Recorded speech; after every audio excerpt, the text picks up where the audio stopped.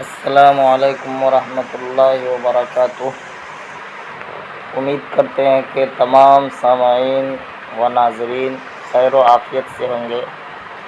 میں آپ حضرات کو ایک بہت ہی غمناک، المناک، افسوسناک خبر سنانے جا رہا ہوں۔ خبر یہ ہے کہ امارت شرعیہ پھلواری شریف پٹنہ کے ایک نڈر اور بے باک شخصیت حضرت مولانا سہیل احمد صاحب ندوی دامت برکاتہم نائب ناظم امارت شرعیہ پھلواری شریف پٹنہ کا ابھی کچھ دیر پہلے انتقال ہو گیا ہے۔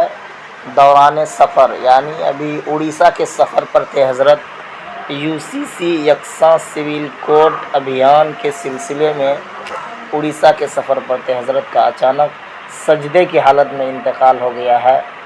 دعا کرے اللہ تعالی حضرت کی بال مغفرت فرمائے، جنت الفردوس میں اعلیٰ سے اعلیٰ مقام عطا فرمائے اور ان کے لواحقین کو صبر جمیل عطا فرمائے۔